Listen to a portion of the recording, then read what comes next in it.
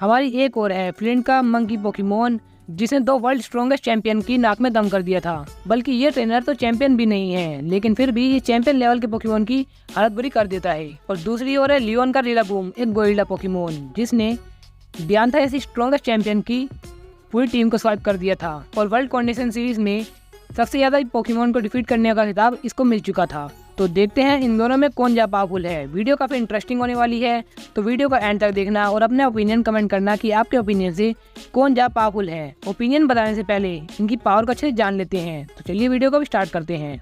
तो रिलाबूम को आते हैं acrobatics, horse power, knock off और ड्रम बीटिंग। एलान के खिलाफ इसने हैमर आर्म को अपने हाथों से ब्लॉक किया है। एक्रोबैटिक्स की हेल्प से उसने उसे डिफीट कर दिया और एलान के चार्ज हट के फ्लेयर बीट से वो वहीं हार जाता है। यहाँ इसकी पावर का हमें अंदाजा नहीं लगता। डियांथा की बैटल में ये यूज करता है गुड्रा के खिलाफ। उससे पहले ही हरा चुका होता है टैंट्रम को, अरोरस, गोरगियास्ट और हाउलूचा को, जो एक चैंपियन लेवल की ट्रेनर होती है, जिसके 4 पोकेमोन को ये डिफीट कर देता है। क्योंकि फाइनली गुड्रा जब इसे फायर ब्लास्ट मारता है उसको ये सर्वाइव कर जाता है। ऑडियंस का कमेंटेटर तक को लगता है कि ये वहाँ हार गया होगा, लेकिन रिजल्ट उल्टा आता है। ये वहाँ पर सर्वाइव कर जाता है, लेकिन इसके एक्रोबैटिक्स को गुड्रा सर्वाइव नहीं कर पाता। वैसे मैं आपको बता दूं, गुड्रा का फिजिकल डिफेंस उसका सबसे बड़ा वीक पॉइंट होता है। उसके बाद वो गार्डिवोर के शैडो बॉल को डिस्ट्रॉय कर देता है, लेकिन उसके बाद साइकिक पावर से ये हार जाता है। यहाँ हमें पता लगता है कि ये पावरफुल अटैकर भी है और हाई एजिलिटी वाला पोकेमोन भी है। और फाइनली इसका मुकाबला होता है एस कैचम से, जहाँ ये सबसे पहले बैटल करता है एस की ड्रैगनाइट से। एस की ड्रैगनाइट यूज करती है हरिकेन, जो इसको सुपर इफेक्टिव होती है, लेकिन उसे सर्वाइव करने के बाद ये यूज करता है ड्रम बीटिंग का, जिससे ये उसे डिफेंस भी करता है और उसे हिट भी करता है। और इतना ही नहीं, जिस कारण से उसकी स्पीड भी डाउन हो जाती है। यहाँ इसने एक मूव से अटैक, डिफेंस और स्पीड डाउन भी कर दी। तब ड्रैगनाइट यूज करती है ड्रैगो मीटियोर का, उसे भी ये ड्रम बीटिंग से रोक लेता है। डिफेंस के लिए अपनी वाइन्स का यूज करता है और फाइनली तीसरी वाइन लेके आता है ड्रैगनाइट को उस घेरे में पकड़ने के लिए, जिसके बाद वो उसे स्लैम कर देता है। लेकिन इसके स्लैम का डैमेज इसे ज़्यादा नहीं होता, जिस कारण वो जल्दी उठ के और ड्रैगन क्लो यूज कर देता है। लेकिन तब भी ये उसे देख लेता है और उसके ड्रैगन क्लो को पूरी तरह डोज कर लेता है अपने एक्रोबैटिक्स मूव के साथ, और उसे डिफीट भी कर देता है इसी मूव के बाद अपने एक्रोबैटिक्स से ही। वैसे मैं ये नहीं कहूँगा कि इसकी कॉम्बैट इतना फास्ट है कि ड्रैगनाइट के हर मूव को डोज कर सकता था, लेकिन उसकी स्पीड डाउन कर दी गई थी, जिस कारण अब वो डोज कर सकता था। वरना एस का ड्रैगनाइट भी काफ़ी फास्ट पोकेमोन है। अब आता है सरफेज, जिसके सामने ये सीधा हॉर्स पावर यूज कर देता है और सरफेज भी स्टार असोल्ट के हाथ अटैक कर देता है। इन दोनों का क्लैश काफ़ी अच्छा चलता है, लेकिन सरफेज उसे ओवर पावर कर देता है। बल्कि सरफेज भी काफ़ी थका हुआ था, लेकिन इतना डैमेज खाने के बाद ये काफ़ी जल्दी रिकवर कर लेता है और नेक्स्ट मूव की तैयारी करता है, जो होता है हॉर्स पावर। इस बार सरफेज अपनों को डोज कर लेता है अपने शील्ड की वजह से, लेकिन इसकी एजिलिटी इतनी फास्ट होती है कि ये उसी टाइम पे भी एक और अटैक कर देता है अपनी हॉर्स पावर की पावर से ही। लेकिन सरफेज अपने आप को हैंडल कर लेता है और ग्लाइड करके वो नीचे आ रहा होता है। और इस बार उसके ड्रम बीटिंग यहाँ इफेक्ट नहीं कर पा रही होती। उसे पता लग जाता है कि ड्रम बीटिंग अब यहाँ कुछ नहीं कर सकती, लेकिन तब भी वो एक्रोबैटिक्स का यूज़ दोबारा करता है अपनी स्पीड और एजिलिटी के लिए, जिससे उसकी शील्ड को वो उसी के खिलाफ यूज़ करता है। जैसे सरफेज उसे डोज करता है, तब तक वो उसके पीछे आ जाता है और उसका खेल खत्म कर देता है।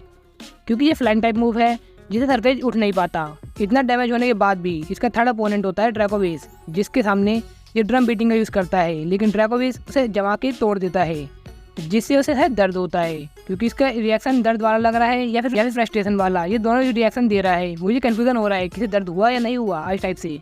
अगर हुआ है तो इसने आइस टाइप मूव को ही सहा है। उसके बाद ये हॉर्स पावर को दोबारा यूज़ करता है और वहीं से ड्रैकोविस ड्रैगन रश यूज़ करता है, जिसमें सरफेज का पावर भी दिखाया जाता है, जिसके बाद यहाँ रिलाबूम हार जाता है। फाइनली इसकी ड्यूरेबिलिटी और इंड्योरेंस एस की बैटल में दिखा दी गई है बिना किसी प्लॉट आर्मर की। तो अब बात करते हैं फ्लिंट के इन्फर्नेप की, जिसे आते हैं मार्क पंच, फ्लेयर ब्लिट्स, क्लोज कॉम्बैट और ओवरहिट जैसे मूव, जिसमें 2 मूव तो इसके ऊपर सुपर इफेक्टिव रहेंगे। इन्फर्नेप की पहली बैटल होती है जैस्मिन के स्टीलिक्स से, जिसमें स्टीलिक्स यूज़ करता है आयरन टेल, जिसे वो डोज कर जाता है। लेकिन जब दोबारा हिट होता है वो उसे अपने हाथों से रोक लेता है। भाई दम तो है इसमें, या फिर रेजिस्टेंस लिए रोक लिया। उसके बाद वो यूज़ करता है सैंडस्टॉर्म का, जिसे वो डिस्ट्रॉय कर देता है अपने हाथों की पावर से ही। एंड फाइनली फ्लेयर ब्लिट्स और क्रंच का क्लैश होता है, जो क्लैश लगता भी नहीं है। ये एक तरफा मैच लगता है, जिसे ओवर पावर करके ईजिली जीत जाता है फ्लिंट का इन्फर्नेप। सेकंड बैटल होती है एस कैचम के खिलाफ, जिसमें फ्लिंट का इन्फर्नेप बुइजल के आइस पंच को रोकता है। उसके बाद उसके सोनिक बूम को भी हाथों से रोकता है, आइस पंच वाले हाथों से रोक लेता है। उसके बाद फ्लेयर ब्लिट्स क्लैश करता है एक्वा जेट से, जो पिछले क्लैश से थोड़ा ज़्यादा टाइम लेता है, लेकिन रिजल्ट सेम आता है, वो इजीली ओवर पावर कर जाता है। उसके बाद आता है एस का इन्फर्नेप, जो फ्लेम व्हील, फ्लेम थ्रोवर और मार्क पंच इन तीनों को मारता है, लेकिन वो इन सबको डोज कर जाता है या फिर उन्हें रिफ्लेक्ट कर देता है अपने हाथों से। उसके बाद वो लगातार मार्क पंच मारता है, लेकिन रिफ्लेक्सेस की वजह से वो सभी मार्क पंच से बच जाता है, लेकिन उसके एक मार्क पंच से भी इन्फर्नेप नहीं बच पाता और एक ही मार्क पंच से वो हार जाता है। उसके बाद उसका मुकाबला होता है पिकाचू से। पिकाचू क्विक अटैक का यूज़ करता है, जिसे वो आराम से खा लेता है और उसे कोई असर नहीं होता। उसके बाद वो यूज़ करता है फ्लेयर ब्लिट्स का, और यहाँ पिकाचू यूज़ करता है बोल्ट टैकल का, जो क्लैश कर जाता है, जिसके बाद दोनों को असर नहीं दिखता। उसके बाद आयरन टेल और मार्क पंच का क्लैश होता है, जिसमें मार्क पंच बहुत ही ज़्यादा पावरफुल होता है, जिससे दीवार में छेद भी हो जाता है। उसके बाद पिकाचू एक क्लोज कॉम्बैट यूज़ करता है। पिकाचू थंडर शॉक मारने की कोशिश करता है, लेकिन वो आराम से डिफेंस करके उसे फ्लेयर ब्लिट्स दोबारा अटैक कर देता है। यार क्या रिफ्लेक्सेस है इसके, एक मौका दो से। उसके बाद वो दोबारा क्विक अटैक मारता है, लेकिन इस बार वो पिकाचू को जाने नहीं देता, बल्कि वो उस पर लगातार क्लोज कॉम्बैट मारता है। और पिकाचू जब गिर रहा होता है तब उसे थंडर बोल्ट मारता है, लेकिन तभी वो फ्लेयर ब्लिट्स तभी मारता है और उसे दोबारा ओवर पावर कर देता है। फिर पिकाचू बोल्ट टैकल यूज़ करता है, जिसे वो मार्क पंच से ओवर पावर कर देता है। एंड फाइनली दोबारा पिकाचू बोल्ट टैकल यूज़ करता है और थंडर पंच के साथ ही उसका खेल खत्म कर देता है। सिंथिया के खिलाफ बैटल बीच में दिखाई जाती है, जहाँ ड्रैगो मीटियोर से वो बच रहा होता है। उसके बाद वो ब्रिक को रोकने के लिए क्लोज कॉम्बैट का यूज़ करता है और उसे पहले हिट भी कर देता है। सिंथिया गार्चोम लेकिन उसे बच के ब्रिक यूज़ कर देती है और उसको डैमेज भी देती है, लेकिन उसे डैमेज का पता नहीं लगता। उतनी देर में वो मार्क पंच दे भी देता है उसके, लेकिन मार्क पंच का असर भी उसे ज़्यादा नहीं होता, जिससे वो डबल ब्रिक मारता है, लेकिन वो दोबारा ऊपर उठ के आ जाता है और दोबारा क्लोज कॉम्बैट यूज़ करने से लगता है। अब सही है, ये यानी कि ये मौका देता ही नहीं है किसी को। जैसे वो दूर जाता है तभी वो स्टोन एज यूज़ कर देती है, जिसके बाद से डैमेज होता है। Finally, a worthy opponent.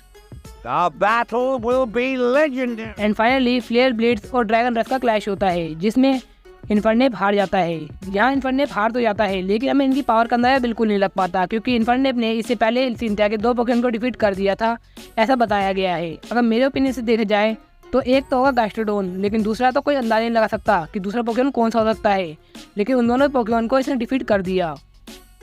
और सिंथिया की गार्चोम को भी काफ़ी अच्छी टक्कर दी और क्लोज कॉम्बैट के साथ और में ड्यूरेबिलिटी और एंड्योरेंस भी दिखाई गई।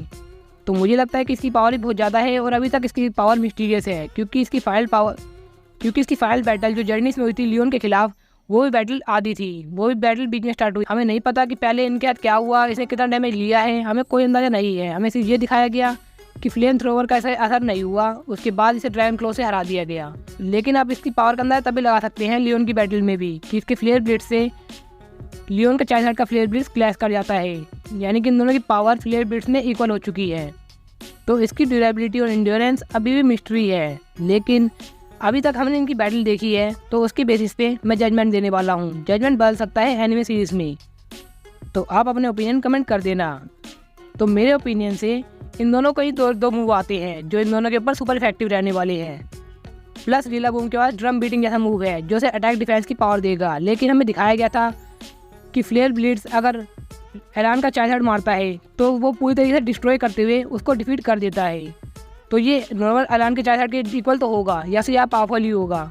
तो मुझे लगता है कि वो भी ऐसा कर सकता था, लेकिन उस टाइम पे प्लॉट आर्मर या फिर टाइम की कमी के कारण हमें ऐसा दिखाया गया था, वरना एस की बैटल में इसकी एंड्योरेंस अलग लेवल पहुंच गई थी। तो मुझे लगता है कि ये सर्वाइव तो कर ही जाएगा, लेकिन ओवर 80 से हिट होता है, तो मुझे नहीं लगता कि रिलाबूम यहाँ सर्वाइव कर पाएगा। रिलाबूम के स्किल अच्छे दिखाए गए हैं एक्रोबैटिक्स के साथ, जहाँ वो उसके क्लोज कॉम्बैट को काफ़ी अच्छी टक्कर दे सकता है, लेकिन क्लोज कॉम्बैट अनबीटेबल है फ्लिंट के इन्फर्नेप का, जिस कारण मुझे लगता है लियोन का रिलाबूम चाहे कुछ भी कर ले, कितने तरीके के एडवांटेज वाले मूव मार दे, लेकिन रिजल्ट ये आने वाला है कि फ्लिंट का इन्फर्नेप यहाँ जीत जाएगा। तो हाँ यार, आज के लिए वीडियो में बस इतना ही। होप करता हूँ कि वीडियो इंटरेस्टिंग लगी हो। अगर वीडियो इंटरेस्टिंग लगती है तो इस वीडियो को लाइक कर दो, कमेंट कर दो और कुछ नए टॉपिक सजेस्ट कर दो। मिलते हैं नेक्स्ट वीडियो में, जब तक के लिए थैंक्स फॉर वॉचिंग गाइस।